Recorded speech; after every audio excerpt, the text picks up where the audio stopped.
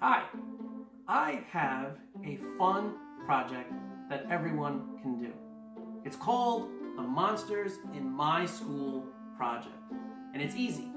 You could do it by yourself, you could do it with your family, or you can do it as an entire class. I've even seen some people do it as an entire school. Now the project came to me because the number one question I get asked when I talk about the Monsters in Manhattan books is, where did I get the idea? Well, I'll tell you, the idea came to me once when I was walking home from my job in New York City. I used to work in New York City for a long time. And one day I was coming home and I saw one of these. That's called a manhole. And it's a hole that they cut in the street that goes down into the sewer. And sometimes in the winter, steam will rise up from the manhole. And that gave me an idea. I had an idea that looked like smoke, maybe smoke from a dragon. And that's how it started. So from there I started looking all over the city and imagining where monsters could be living or hiding in the city that I loved. Maybe they were in the taxi cabs. Maybe they were in the subway. Maybe they were even at the Statue of Liberty. So now you're asking yourself, well, that's a very interesting story, but how do I do the Monsters in My School project? Well, I'll tell you.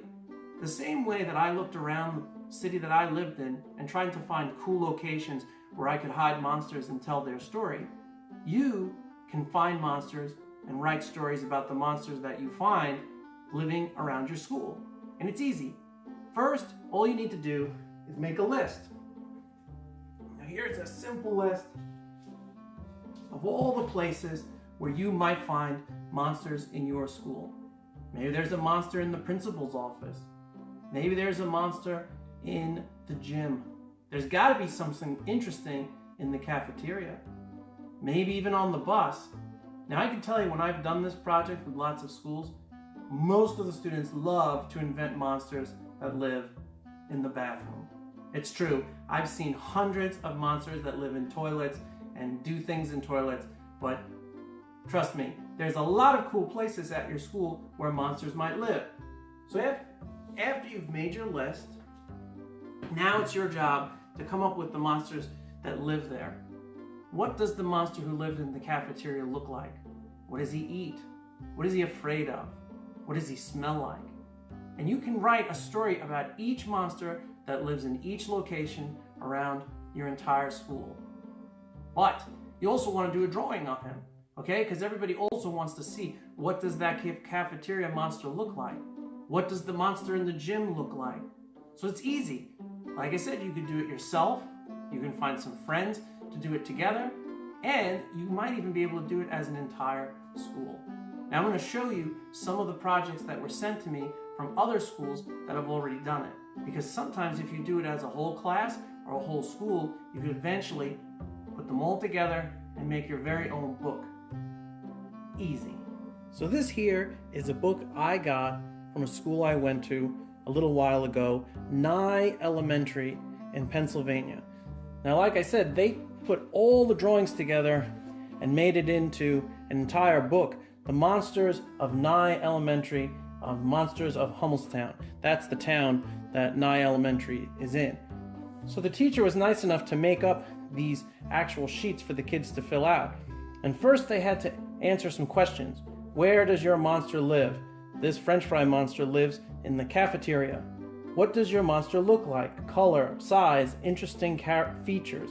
A French fry container with French fries, and the French fries come out of the container and eats other French fries. Yee, scary. How does your monster move? He walks, and he's mad. I can tell. What does it eat? It eats fries. Look at all these little fries running away from the big monstrous French fry cup. What does your monster do that's scary or interesting? It blows out ketchup as fire and has French fry shooters. Wow, that's very creative. Other notes? There are no other notes, and this was designed by Julia Gordon. Okay, so now you see how it works. Here's a mermaid. A mermaid from Jaden and Aubrey work together, and their monster lives at the Nye gym. What does your monster look like? It has mint green, purple eyes, at least 8 feet tall. Wow, that's a tall monster.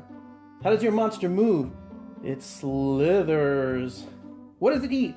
It eats the tape on the floor. That's interesting. A mermaid monster that eats tape off the gym floor. What does your monster do that's scary or interesting? It spits snowflakes to distract people, then disappears into thin air.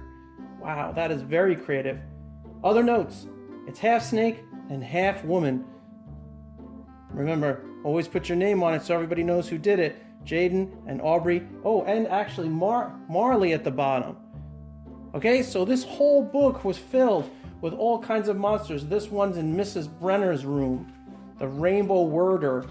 Here's a pizza monster that lives at JoJo's Pizza in Hummelstown. Over here, this one looks like it lives at the Nye Library. What's it called? Bob the Book. And you see all sorts of crazy monsters that live around the school at all different locations. In the water fountain. This one also lives at the library. What about this one? Lives at the clock tower. So these didn't just all live at the school. Some of these actually lived around the town in Nye. So it's real easy. You could do this project by yourself. Ooh, look at that one. Pizza monster. And it says, and he says, I'm the pizza king. You see, the possibilities are endless. So there you go. A simple, fun project that anyone can do anywhere, even if you live miles from Manhattan. Now the best part is, if you decide to make a fun, scary, or interesting monster, make your creation and then send it to me at www.djudemiller.com. Make sure to check out my books while you're there. Hope you had fun, do the project, and make sure that no matter what you're doing it monstrously.